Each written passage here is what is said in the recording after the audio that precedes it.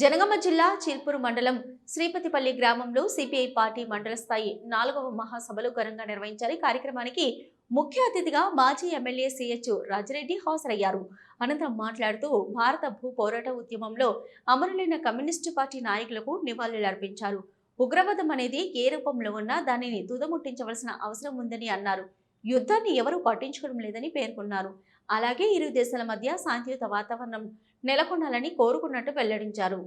ఇప్పటికి ఈ సంవత్సరానికి 100 సంవత్సరాలు పూర్తి అయిపోయింది.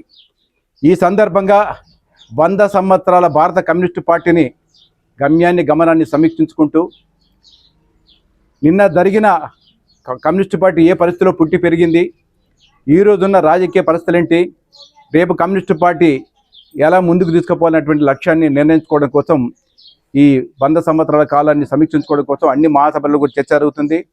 అందులో భాగంగా ఈ నెల నుండి అన్ని మండల మహాసభలు పూర్తి చేసుకొని జూన్ 3-4 తేదీలలో నర్మేట కేంద్రంలో జిల్లా 4వ మహాసభలు కూడా జరుగుతున్నాయి. ఈ మహాసభలకు మన పార్టీ రాష్ట్ర కార్యదర్శి ఎమ్మెల్యే గారు అయినటువంటి గుణం సాంబశివరావు గారు, తక్కెలపల్లి శ్రీనివాసరావు గారు కూడా హాజరవుతున్నారు, సిపిఐ రాష్ట్ర సహాయ కార్యదర్శి. కానీ ఈ సందర్భంగా మన జిల్లాతో పాటు రాష్ట్రంలో వచ్చినటువంటి దేశంలో వచ్చినటువంటి రాజకీయ పరిస్థితులన్నింటినీ మనం సమీక్షించుకోవాలి. ముందుగా ఈరోజు భారతదేశానికి తీవ్రమైనటువంటి ప్రమాదం వచ్చినటువంటి పరిస్థితి కొంత కనబడుతుంది, మనం చూడాలి. పాకిస్తాన్ ఉగ్రవాదులు మన జమ్మూ కాశ్మీర్ దేశంలోకి చొరబడి పర్యాటక కేంద్రమైనటువంటి యొక్క పర్యాటకులను 30 మందిని నిర్దాక్షిణ్యంగా కాల్చి చంపినటువంటి ఘటనను సిపిఐ పార్టీ చాలా తీవ్రంగా ఖండిస్తున్నది. అదే సందర్భంగా ఉగ్రవాదం అనేటువంటిది ఎక్కడ ఉన్నా, ఏ మూలకున్నా వాళ్ళని చంపాల్సినటువంటి అవసరం కూడా ఉన్నది. ఎందుకంటే ప్రజల ప్రాణాలు తీసేటువంటి వ్యక్తులు ఉండకూడదు. సమాజ లక్ష్యం కోసం పనిచేయడం వేరు, స్వార్థ లాభం కోసం ప్రజలను చంపడం వేరు. కాబట్టి పాక్ చేసినటువంటి తప్పును భారతదేశం కొంత జరిగినటువంటి యొక్క యుద్ధానికి భారత కమ్యూనిస్ట్ పార్టీ సిపిఐ మద్దతు ప్రకటించింది.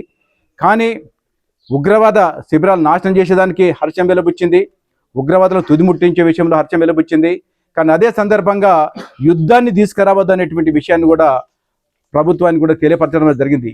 యుద్ధం అంటూ జరిగితే 10 బాంబులు మనం వేసినా, 1 బాంబు వాడేసినా పాకిస్తాన్ నాశనం అయిపోతుంది, భారతదేశం కూడా నాశనం అయిపోతుంది.